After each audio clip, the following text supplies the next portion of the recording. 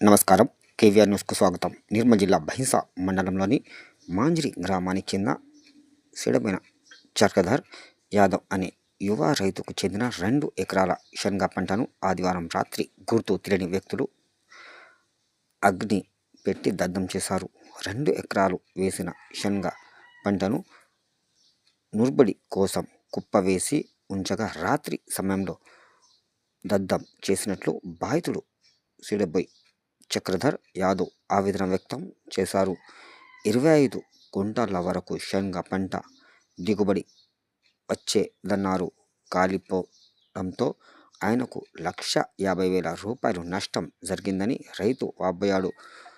ఘటనా స్థలానికి చేరుకున్న బహింస రూరల్ ఎస్ఐ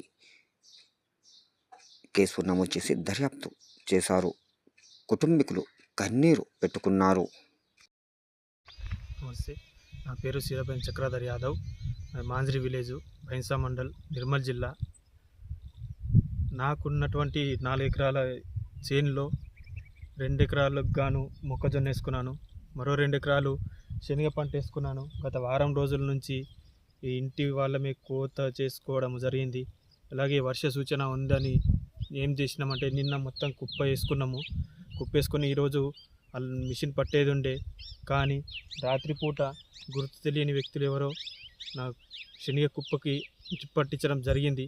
కావున దగ్గరగా ఈ శనగలు 25 క్వింటాల వరకు వెళ్తుండే, 1,50,000 రూపాయలకు నేను లాస్ అయ్యాను. కాబట్టి ఎవరైతే తెలియని వ్యక్తులు ఎవరైతే నిప్పంటించారో వాళ్ళని ఈ పోలీసులు తొందరగా పట్టుకొని కఠినంగా శిక్షించాలని కోరుతున్నాము.